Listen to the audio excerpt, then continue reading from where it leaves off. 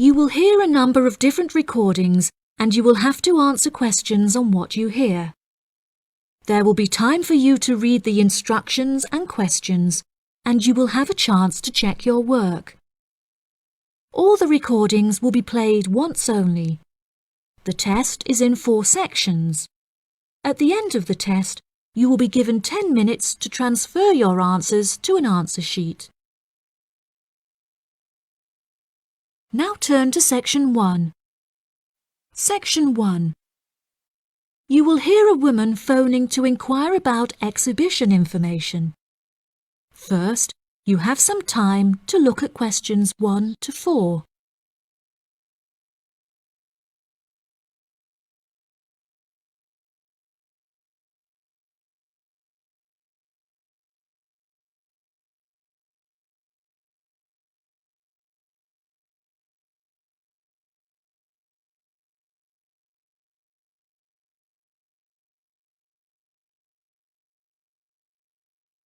You will see that there is an example that has been done for you. On this occasion only, the conversation relating to this will be played first. Good morning. You're through to the events coordinator at the Birmingham City Council. How may I help you? Hello there. My husband and I are interested in purchasing tickets to the automobile exhibition, but I couldn't find many details about it on your website, and I was wondering whether you could provide me with some more information. Does it open in June? The purpose of calling is to purchase tickets, so purchasing has been written in the space. Now we shall begin. You should answer the questions as you listen, because you will not hear the recording a second time. Listen carefully and answer questions 1 to 4. Good morning. You're through to the events coordinator at the Birmingham City Council. How may I help you? Hello there. My husband and I are interested in purchasing tickets to the automobile exhibition, but I couldn't find many details about it on your website, and I was wondering whether you could provide me with some more information. Does it open in June? Yes, of course, madam. The exhibition will take place during July and will showcase the history of automobiles from the very first commercial car in the late 1800s all the way through to the present day. Is the exhibition open for the duration of July? No, madam. The exhibition will last 3 days, from the 1st of July to the 3rd of July, and then the cars will be taken to another exhibition. Okay. Does the exhibition focus on a certain manufacturer? No, it will showcase a wide range of manufacturers. Wonderful. I'm ever so fed up of going to these shows and only seeing one manufacturer. Are there any opportunities to sit in or even drive the cars? There will be many opportunities for you to sit in the cars. However, some of the cars will only be available to observe. We are yet to be told whether any of the antique cars will be available to drive. However, there will certainly be an opportunity to test driving some of the more modern cars on a purpose-built track. That sounds like great fun. I mustn't forget to bring my camera, or my husband will never forgive me. I'm afraid to say that cameras are actually strictly not allowed to bring into the exhibition. There will, however, be a section where a professional photographer will be available to take photos of you sitting in a car in period clothing. Well, that sounds like it could be fun, but I assume the photos won't be free. On the contrary, one free photograph is included within every ticket, but each photo after this will cost £5. Before you hear the rest of the conversation, you have some time to look at questions 5 to 10.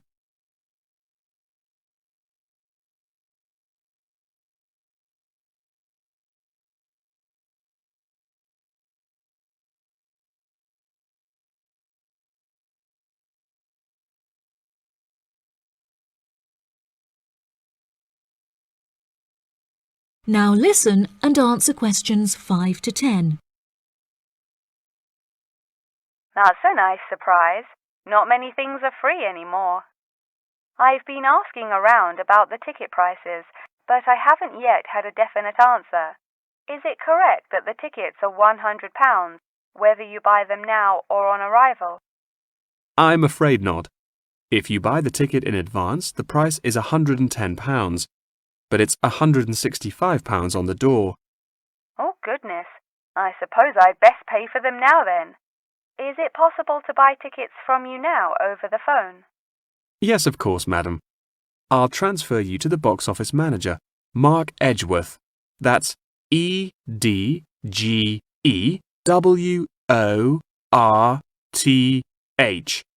And he will probably need to take your credit card details and some personal details. Yes, that's fine. Before you transfer me, I just need to ask a few more questions. Will the exhibition be held in the Birmingham Exhibition Centre? I think that's where I went last time. No, madam. The Birmingham Exhibition Centre is currently undergoing some renovations, so this year all exhibitions will be held in the Summer Palace. Summer Palace? I'm not entirely sure where that is. Well, it's not too far from City Centre. Once you're in the centre, you should be able to find signs for the palace. If not, most people in Birmingham will be able to direct you. Neither my husband nor I am particularly good with directions. Is there anywhere I can find this information on the internet? Our website will give you an address. Perhaps you could visit www.directions.com for more detailed information, and they should be able to provide you with step-by-step instructions. Okay. And is this the best way to contact you, by phone? I think the most convenient way to contact us is inquiring online, which is much simpler than having to dial various different numbers to reach the right person. Unless you have any more questions, I'll transfer you now. No, that's great. Thank you for your help. That is the end of section 1. You now have half a minute to check your answers. Section 2. You will hear part of a talk given by a member of staff at a hospital. First, you have some time to look at questions 11 to 15.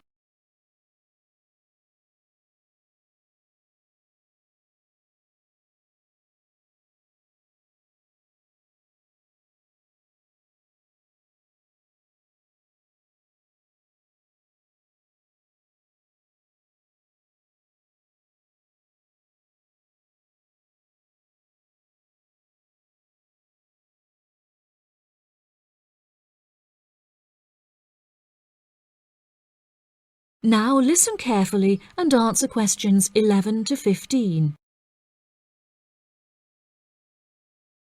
Hello, and welcome to the homepage for the Healthy Hearing Medical Clinic and Surgery, where we'd like to share a little more information about the services we provide and more. Our hospital is one of the leading specialised hospitals in the United Kingdom, attracting the very best healthcare professionals from around the globe. Not only are we a leading medical practice, but we are also the only hospital in the United Kingdom dedicated entirely to the treatment of and research into the curing of hearing loss. Our facilities and staff here are renowned across Europe, attracting thousands of patients a year. Our consultations can number anything up to 11,000 patients a year. However, we aim to treat around 5,000 patients a year so as to maintain and ensure the quality of our services. Our patients are guaranteed the highest standard of care, as well as the use of our first-class facilities. All patients requiring overnight treatment are provided with their own private room with ensuite facilities, as well as a state-of-the-art entertainment centre, which includes a flat-screen LCD television and PlayStation. Appointments with our healthcare professionals can be made at any time during the week, with female doctors available between 8 a.m. and 11 a.m. If you need to see a doctor outside of these times, please visit the Out of Hours page of our website for more information. Our doctors are all trained to an exceptionally high standard, and practice a vast array of specialities. Mr. Roberts is a fully qualified ear and throat specialist. Mr. Edwards is a pediatric hearing specialist, while Mr. Green specializes in reversing hearing loss. For more details about our people, please visit the staff members page on our website. During a consultation, doctors will sometimes decide medication is required, for which patients should receive a prescription. There are several pharmacies within the city. However, we recommend that patients use the pharmacy housed within our healthcare facility. Our in-house pharmacy is well stocked at all times. Our products are competitively priced, and our pharmacists are on hand to help and advise from 8 a.m. until 10 p.m. from Monday to Saturday, and from 9 a.m. until 12 p.m. on Sundays. If you require any help outside of these hours, please see our out-of-hours page on the website. Since the Healthy Hearing Medical Clinic and Surgery also functions as a teaching hospital, we aim to provide our students with every opportunity to expose themselves to medicine in practice. Therefore, we would like to encourage our patients to give their consent for a medical student to attend their consultations. If our patients are not comfortable with this, there will be a form at reception where patients will be able to opt out. Before you hear the rest of the talk, you have some time to look at questions 16 to 20.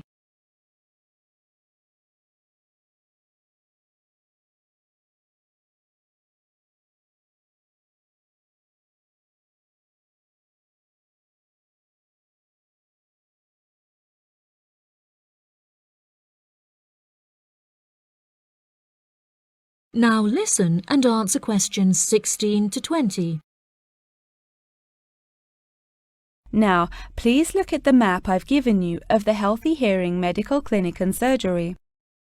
For those not familiar with our practice, reception can be found through the main door at the end of the corridor. If your consultation is booked with Mr. Green, you need to go through the main door and turn right by the nurse's desk, and his office is at the end of the corridor on your left-hand side. If you need to alter any of your personal details, please visit our secretary at the Office for Medical Records, which you will find next to the therapy room. If you're awaiting surgery, please first check in with reception before taking the first door on the right after you enter the clinic. Finally, in the event that you feel disappointed with any of the services we have provided, or have any further questions, please locate our manager's office, which can be found near the Office for Medical Records and between two closets. If you have any more questions about the Healthy Hearing Medical Clinic and Surgery, please do not hesitate to contact us on 01 256 111 111. That is the end of section 2. You now have half a minute to check your answers.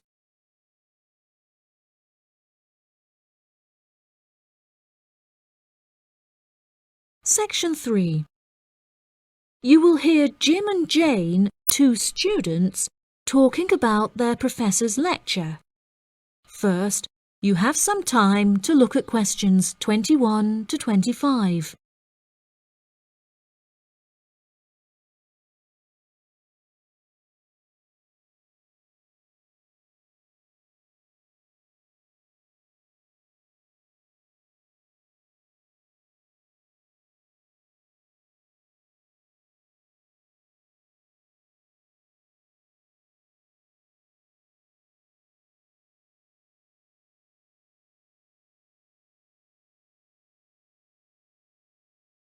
Now listen carefully and answer questions 21 to 25. Jane, what did you think of Professor Morgan's lecture? I don't know about you, but I find it incredibly difficult to believe that light influences the environment as much as he says. I've never seen any journal articles, websites or anything that verifies his arguments. It's stupid. On the contrary, I've seen a great deal of research supporting his argument from a wide range of renowned scientists. Have you looked at the recommended textbook listed on the course outline given to us at the beginning of the semester? All the information is in there. Perhaps you've just been looking in the wrong places. I never look at the course outlines. I have so many loose sheets of paper I tend to lose anything I'm given by the end of the day. What's the textbook they recommend? And where can I get it from? I should probably go buy it soon. I'm already behind in the course. Yeah, you definitely should buy it. And our grades are more important this year. It's called The Influence of Light on the Environment.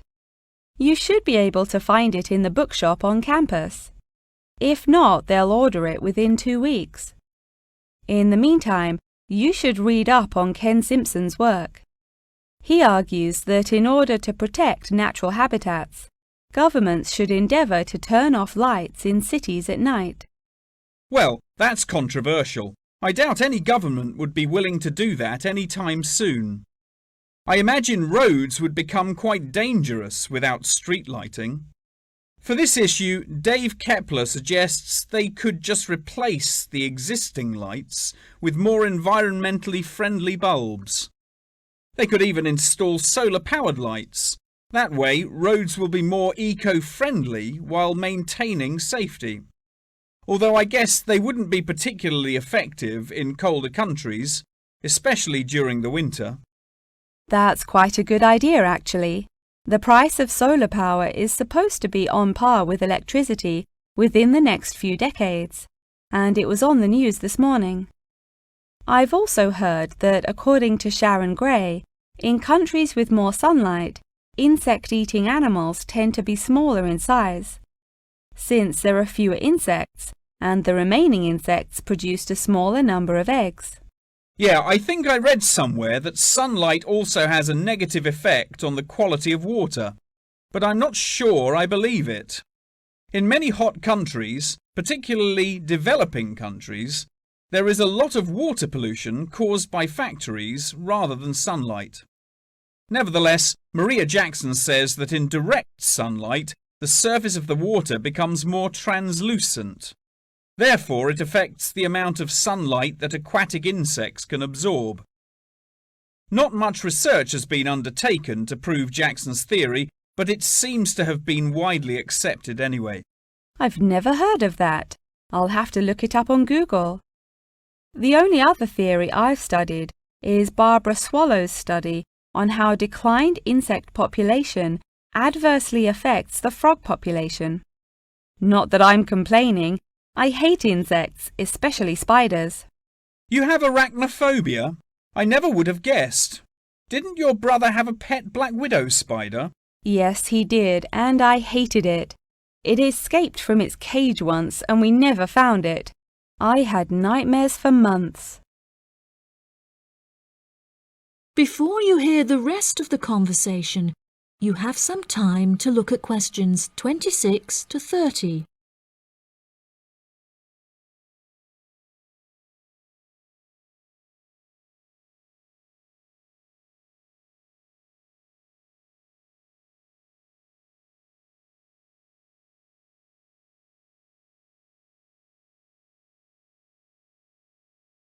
Now listen and answer questions 26 to 30.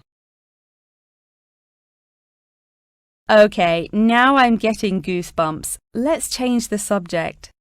What's your stance on natural and artificial light? Honestly, I'm not sure it makes much difference which one you use. Species will die out either way. I think the real argument we should consider is global warming and protection or replacement of finite fuels. Solar power provides us with an incredible opportunity to replace electricity, and governments should definitely increase spending on research in this field.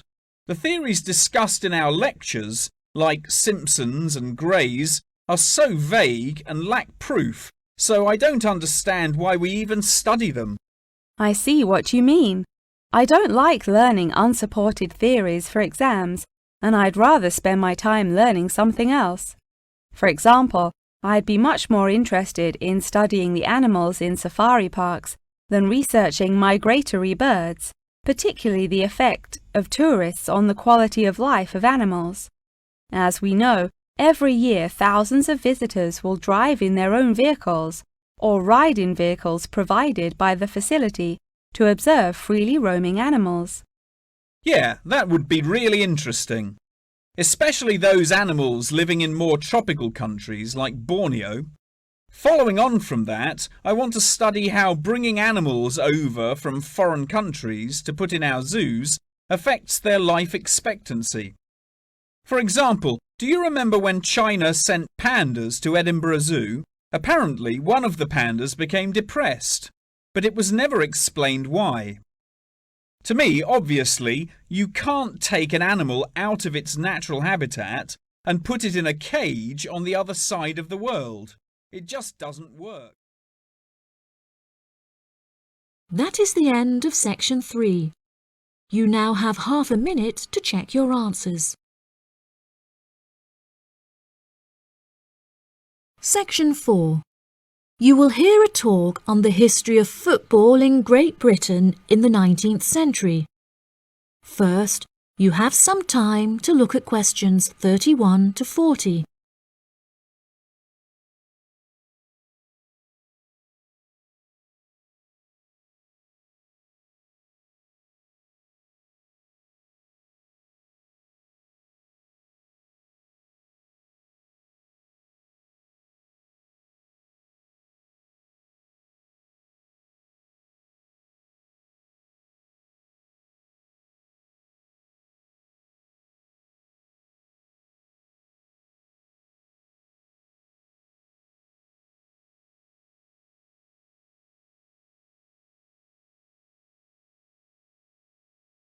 Now listen carefully and answer questions 31 to 40.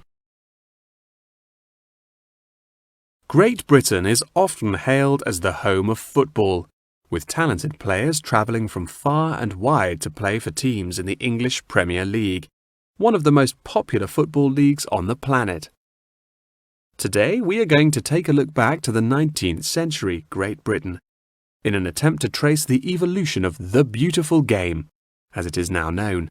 Prior to the 19th century, the game featured a wide variety of local and regional adaptations, which were later smartened up and made more uniform to create our modern-day sports of association football, rugby football, and Ireland's Gaelic football.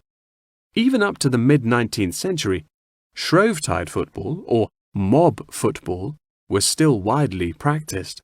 According to the rules of mob football, there were no rules. A player could legally use any means whatsoever to obtain the ball, such as kicking, punching, biting, and gouging, with the only exceptions being murder and manslaughter. These games may be regarded as the ancestors of modern codes of football, and by comparison with later models of football, they were chaotic and had few cooperation. Towards the latter end of the 19th century and moving into the early part of the 20th century, however, there appeared a newfound emphasis on moral values in football. Perhaps a more modern example of this can be seen in John Terry's suspension as England captain, following reports of his infidelity to his wife. Furthermore, as mob football died away, there grew a greater concern for players' health and general well-being, with many clubs affording their top players access to frequent medical checkups and treatment. Despite the presence of Great Britain's unique state-funded National Health Service, football clubs are still seen today, providing team members with state-of-the-art healthcare facilities, with the top clubs even housing their own specialist doctors and physicians.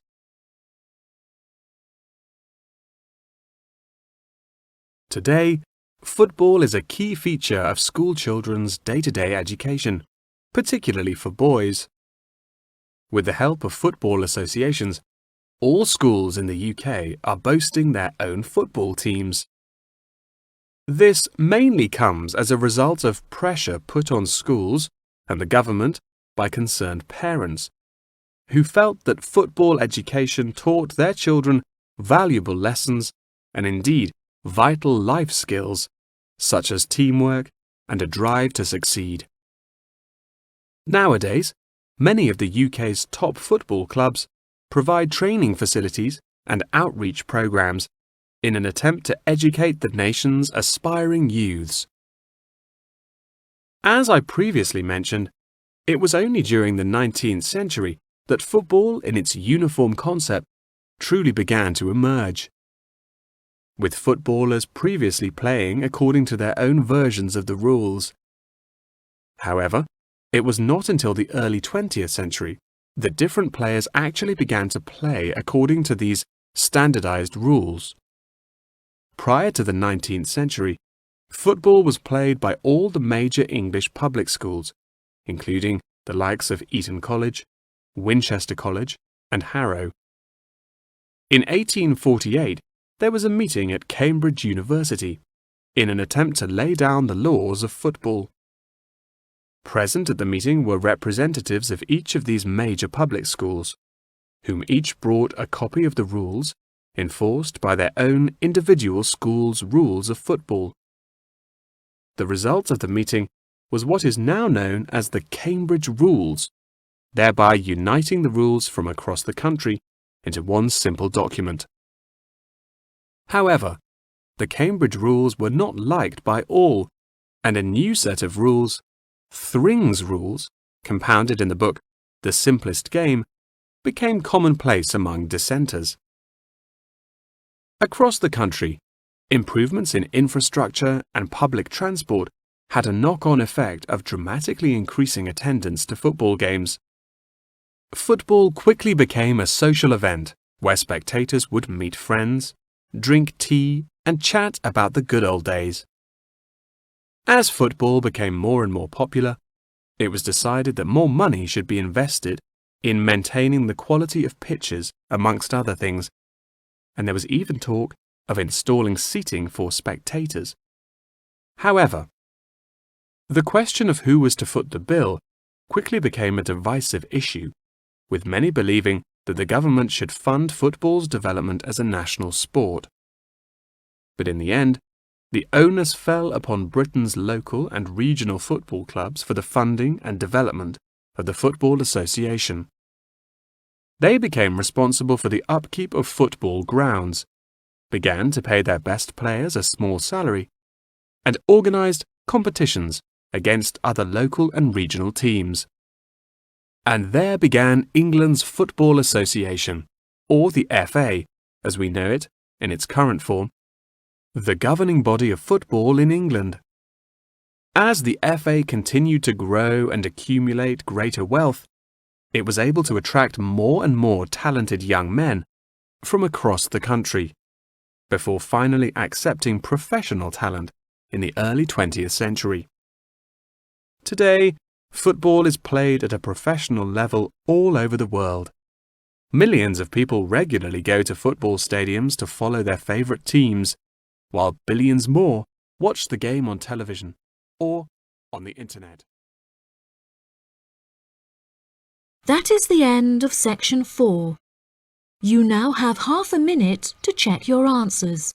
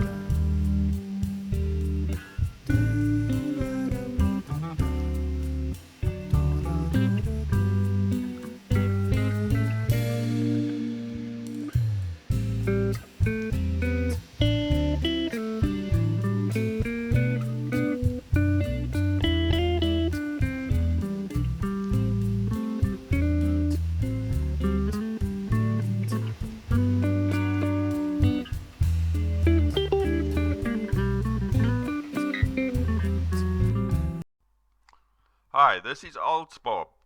I would very much appreciate it if you could like, subscribe and share this video, as this will enable me to help more IELTS students reach their IELTS goals.